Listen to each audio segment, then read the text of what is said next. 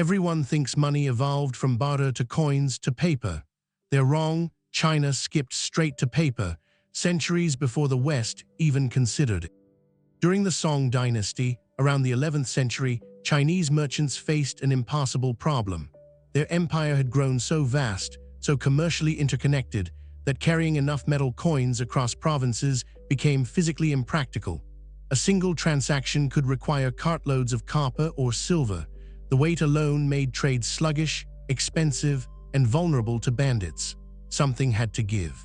The solution emerged from an unlikely place: deposit receipts. Chinese merchants had long used paper documents as proof of deposit with trusted money changers. You'd hand over your coins, receive a note, and retrieve them later. These notes were negotiable. You could pass them to someone else, but they were cumbersome, unreliable, and easily forged. The Song government recognized the potential. Around 1024 CE, state officials took control of note issuance, standardizing the format, adding seals and signatures, and crucially, backing the notes with actual reserves of metal held in government treasuries. These were the world's first government-issued banknotes. They had value because the state guaranteed they could be exchanged for real metal. But here's where it gets fascinating. Over time, the government began printing more notes than they had metal backing them. They needed revenue for military campaigns and infrastructure. The printing presses ran faster than the reserves could justify. What started as an elegant solution to a logistics problem became a tool of fiscal necessity. The consequences were immediate and severe. Inflation eroded the note's purchasing power. Merchants began demanding discounts when accepting paper instead of metal. Confidence in the currency fractured.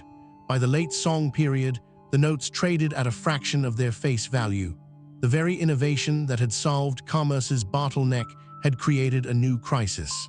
Yet despite these setbacks, the system persisted. Subsequent dynasties refined it, learning hard lessons about restraint and backing. The Yuan dynasty, centuries later, attempted to rely purely on paper money with no metal backing whatsoever, and that experiment failed catastrophically. But the principle endured.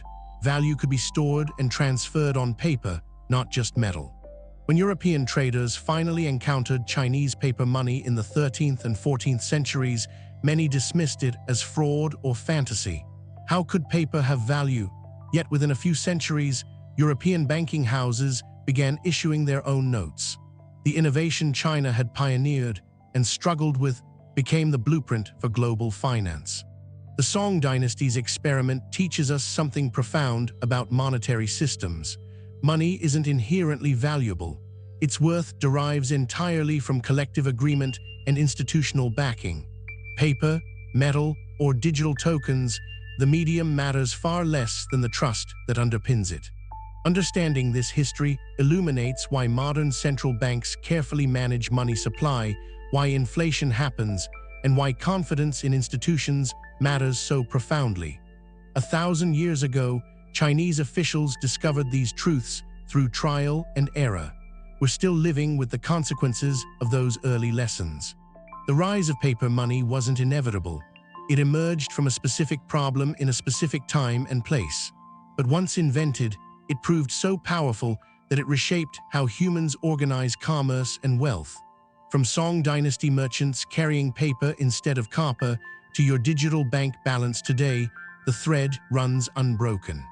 This video is for educational and informational purposes only and is not financial advice. Always do your own research. Subscribe to explore more untold origins of the financial systems that shape our world. This video is for educational and informational purposes only and is not financial advice. Always do your own research.